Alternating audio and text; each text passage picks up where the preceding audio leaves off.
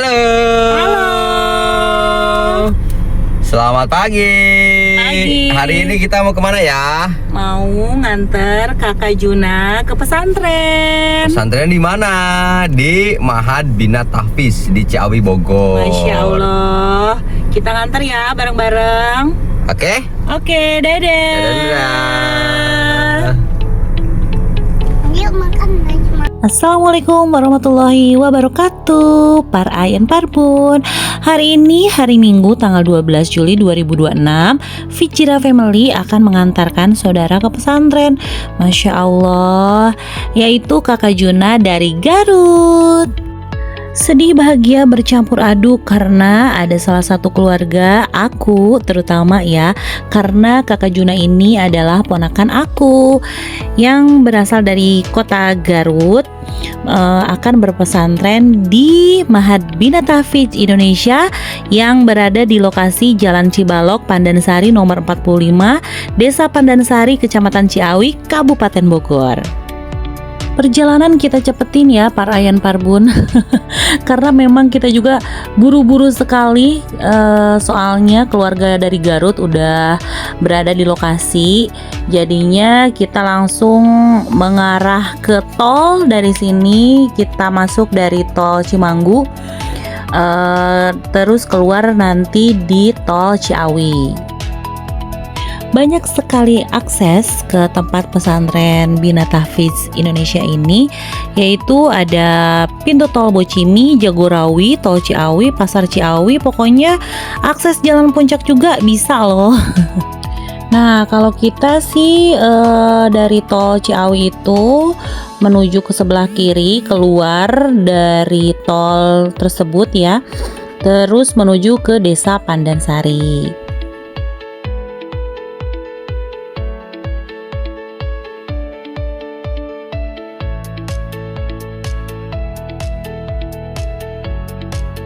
Masya Allah, kita deg-degan di sepanjang jalan. Deg-degan bahagia tentunya ya. Dan akhirnya kita sampai di tempat Mahad Bina Tahfiz Indonesia.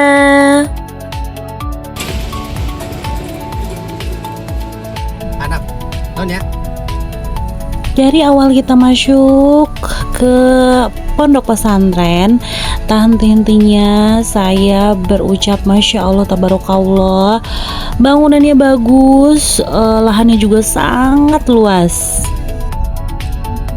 Nah, tidak jauh dari gerbang, lalu kita dihadapkan dengan masjid yang sangat megah. Alhamdulillahirrabbilalamin, juga udah sampai di titik lokasi Mahad Bina Tahfiz Indonesia. Di sini anak-anak udah stop, jangan main HP lagi ya. Lihat sekeliling pesantren ini, sekolah ini bagus banget, dan ayahnya membujuk kakak, siapa tahu ya kakak Via, kakak Jia atau Aradip suatu saat nanti bisa atau mau mondok di sini juga. Masjid gede Bina Tahfiz. Oh, kita ke sini, kiri ya. Oh, ada kapalnya aja. Tuh lihat, ada perahu gede. Tuh.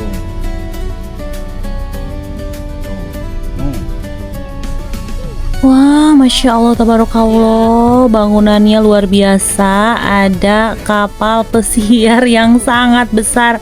Mungkin ada arsiteknya ya, dibikin bentuk kapal seperti ini.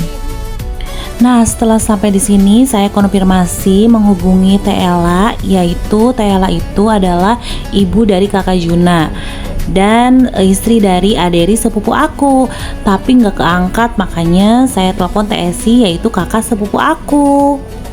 Dan setelah ditelepon, katanya aderi akan datang ketika kita sudah parkir di lapangan ini, atau menjemput kita di sini. Masya Allah, masih luas juga tempatnya ya. Dan kita disambut oleh aderi, ayo katanya kita ke dalam lagi. Setelah kita parkir di lapangan tadi ya, kita jalan kaki ke daerah bawah lagi Karena ini dari atas ya, berarti posisinya atau arsiteknya berundak-undak bangunan dari Mahat Binata Hafiz Indonesia.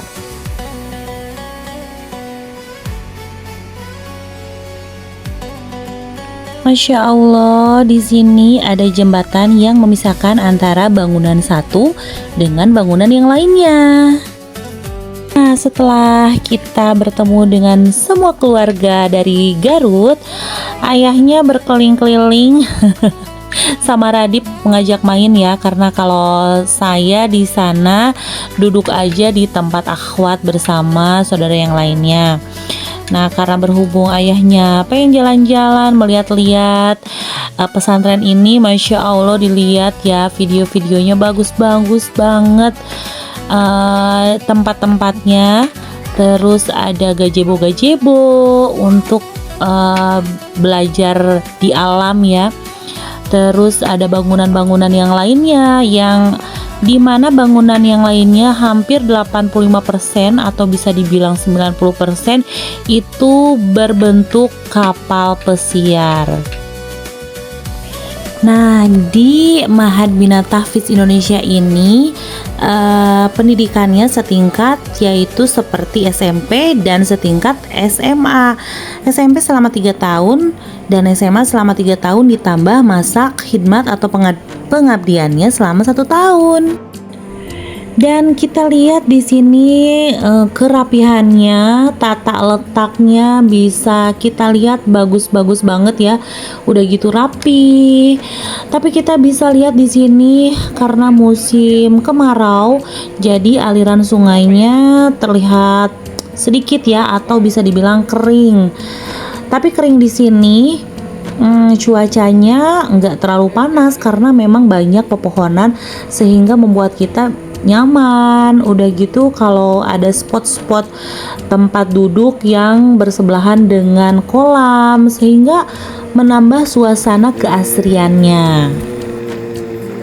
Kalau punya anak kecil ya nggak bisa diem ya, jadi bagian ayahnya aja yang jalan-jalan sambil lihat-lihat juga tempat-tempat yang bagus-bagus setelah tadi kita lihat di depan-depannya.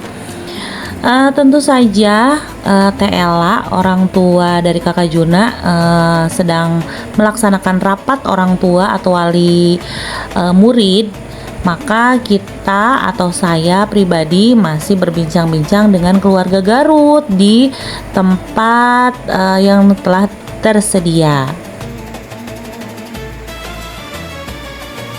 Nah, sebelum kita cari-cari atau lihat-lihat informasi, kita buka dulu ya Mbah Google tentang Mahat Binata Hafiz Indonesia. Dan Mahat Binata Hafiz Indonesia ini bisa disingkat dengan MABIT. MABIT ini merupakan sebuah lembaga pendidikan berbasis pesantren yang fokus pada pengajaran Al-Quran Al-Karim dan ilmu-ilmu syar'i. Di samping itu, MABIT atau Mahat Binata Hafiz Indonesia ini juga membekali para santri pelajaran-pelajaran umum dan ilmu keterampilan berupa banyak sekali ekstrakurikuler. Ya, contohnya aja seperti ekstrakurikuler futsal, badminton, berenang, bersepeda, panahan, juga ada tata boga, dan tentunya mendayung. Dan tempat latihan mendayungnya bisa kita lihat, yaitu di sebelah kapal pesiar yang besar tadi ya. Aduh dudu, Neng Ayang lelah sekali ya jalan kaki dari ujung ke ujung karena katanya pengen jajan. Fasilitas utama juga di sini ada klinik dan tentu saja ada ATM-nya. Jadi nggak perlu khawatir para ayan parbun kalau misalnya ada kebutuhan mendadak lainnya dari santri yang mengharuskan untuk membeli kebutuhan, jadinya orang tua bisa langsung transfer. Dan kalau ada santri yang sakit juga tidak usah khawatir orang tua karena disediakan kliniknya. Yuk kita lihat spot-spot atau tempat-tempat lainnya.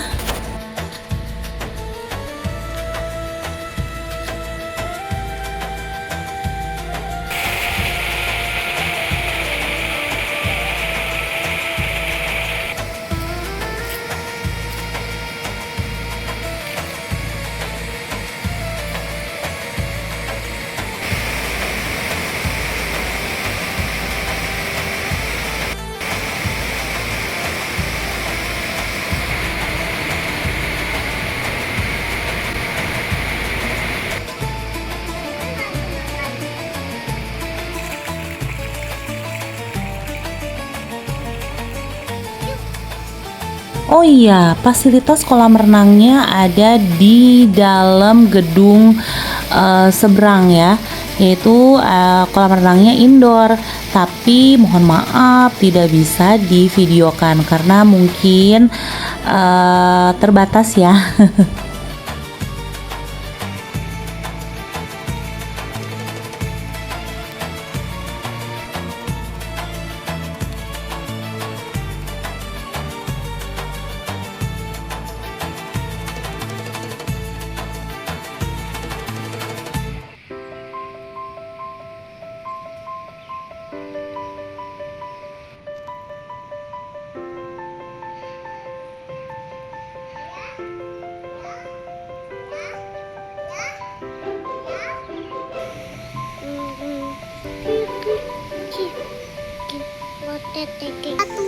Hmm?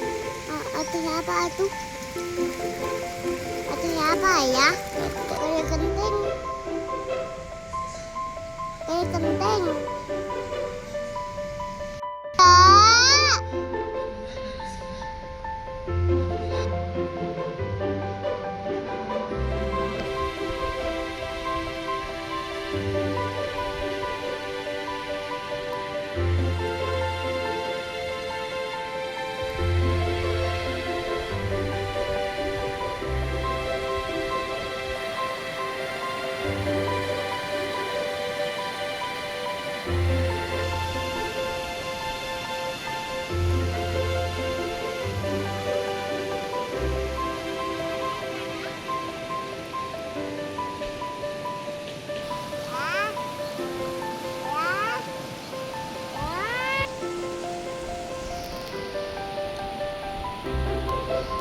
Itu tanah. Tanah.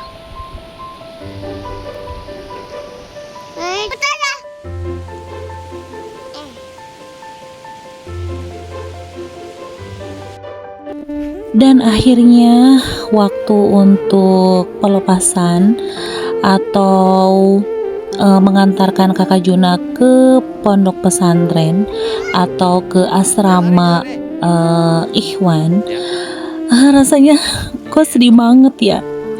Sedih bercampur aduk antara bahagia, sedihnya kita melepaskan anak.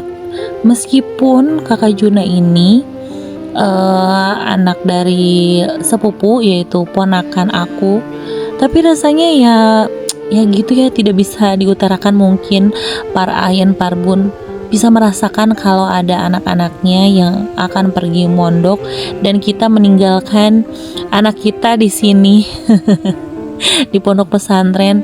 Ya mungkin rasanya akan sama seperti aku di sini.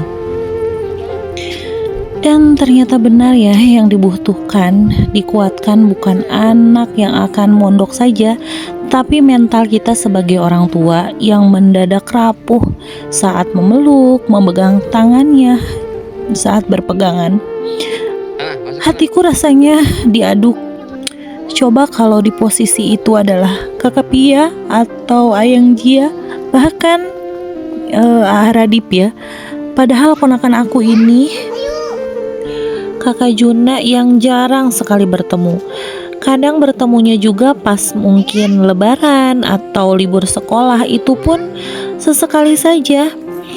Dan bahkan mungkin kita yang ke Garut atau yang dari keluarga Garut ke Ciawi Tasik, jadinya rasanya sedih sekali. Tapi ada satu cara untuk terlihat sangat kuat. Jika kita terus menangis, maka anak kita akan susah juga melepaskan kedua orang tuanya atau keluarganya. Di sini saya tidak berlama-lama melihat kakak Juna ya, karena ada banyak sekali keluarganya mungkin ya yang menguruskan. Tapi terlepas dari itu, saya nggak kuat untuk menahan nangis. Sehat-sehat ya kakak Juna di sana, bahagia terus.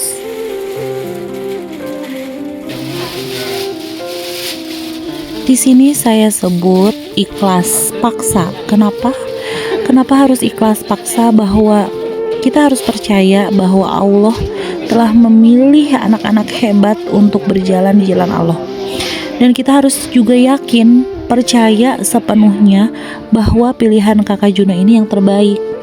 Karena memang Kakak Juna lah yang pengen sekolah atau pesantren di sini. Jadi tidak ada paksaan dari kedua orang tuanya atau bahkan keluarganya yang kepingin Kakak Juna berpesantren. Kita juga harus yakin 100% percaya bahwa kiai dan santri-santri di sini juga akan menjaga, mendidik dan membimbing Kakak Juna dengan penuh dengan kasih sayang. Dan selalu diingatkan untuk tujuan utama atau diniatkan dari awal mengirim anak ke pondok pesantren, terutama keluarga Kakak Juna, yaitu memang hidup tidak mudah. Ingin Kakak Juna menjadi tumbuh dengan pribadi yang kuat, mandiri, dan tentu saja dengan berakhlak yang mulia, yaitu pilihan Kakak Juna, dan kita izinkan sebagai keluarganya mondok di pesantren Mahad Bina Tahfiz Indonesia ini. Karena di semua pesantren, terutama di pesantren ini, di pondok ini bukan hanya dibangun ilmunya saja, tapi karakter yang baik yang akan menemani hidupnya sampai dewasa. Sehat-sehat ya Kakak Juna, dan doakan kita selalu sebagai orang tua, keluarga juga sehat semuanya. Tak lupa untuk berpegang teguh bahwa keikhlasan, keberhasilan hanyalah akan diridhoi dari Allah Subhanahu wa taala untuk kita semua. Di sini keluarga sangat berat, semuanya tidak terkecuali menangis untuk meninggalkan Kakak Juna mondok di pesantren ini.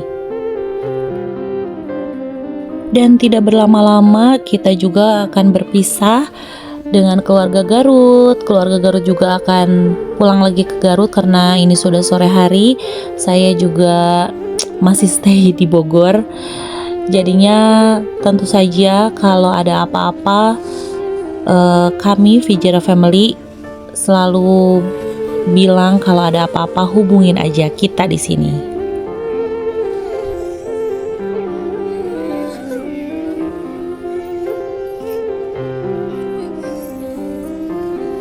Oke, terima kasih untuk Parai and Parbun yang telah menyaksikan atau menonton Fijera Family kali ini mengantarkan saudara kita, saudara aku untuk mondok di pesantren Mahad Bina Tahfiz Indonesia. Terima kasih banyak, jangan lupa like, subscribe, and comment. Wassalamualaikum warahmatullahi wabarakatuh.